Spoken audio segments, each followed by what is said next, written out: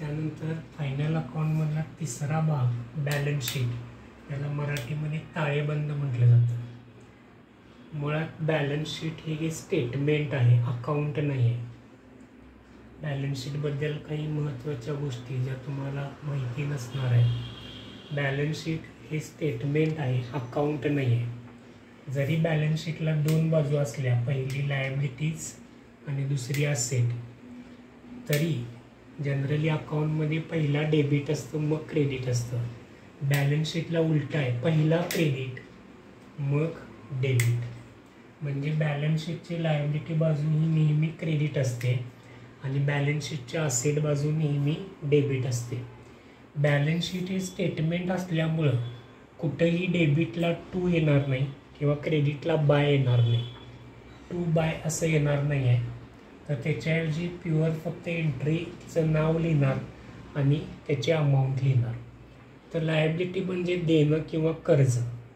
सोपा रूल लक्षात ठेवा, बॅलन्स शीटच्या लायबिलिटी बाजूला कॅपिटल आणि बिझनेसची सगळ्या लायबिलिटीज येणार आहेत। कॅपिटल आणि बिझनेसशी संबंधित सगळ्या लायबिलिटीज, मग बँक लोन आहे, क्रेडिटर्स आहे, बिल्स पेएबल आहे, आउटस्टँडिंग एक्सपेन्स आहे, बँक ओव्हरड्राफ्ट आहे, जेवढ्या काय लायबिलिटीज असतील त्या सगळ्या लायबिलिटी बाजूला येणार आहे।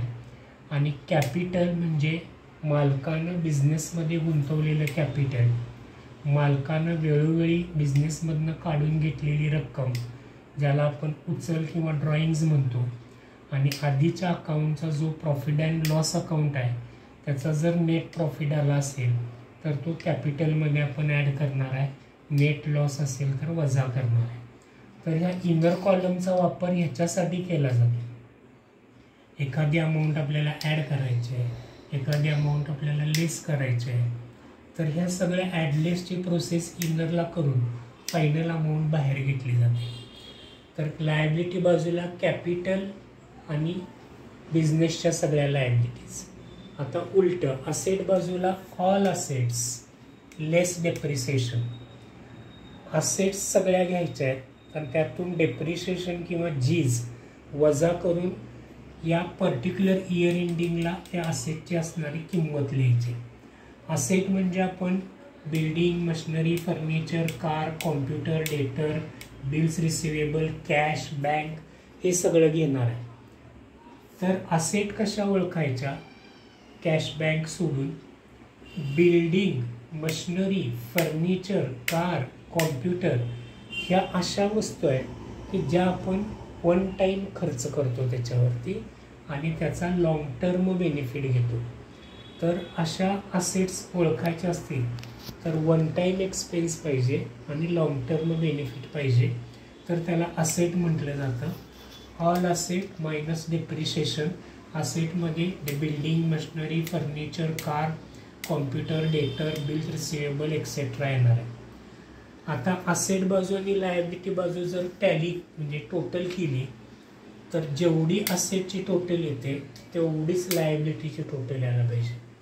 ट्रेडिंग अकाउंटला येणारा फरक gross profit, gross loss, profit and लॉसचा फरक net profit, net loss. Balance शीटला फरक येता कामा नये, बॅलन्स शीटच्या दोन्ही बाजू ह्या टॅली किंवा समानच आल्या पाहिजेत। Trading account, final profit and loss account आणि बॅलन्स शीट असे तिन्ही सेट आपण या व्हिडिओमध्ये डिस्कस केलेले आहेत। तर श्री क्लासेस क्वालिटी एज्युकेशन टॉपचा विषय आहे। आमच्या चॅनलला जास्तीत जास्त लाईक, सबस्क्राईब आणि शेअर करा। धन्यवाद।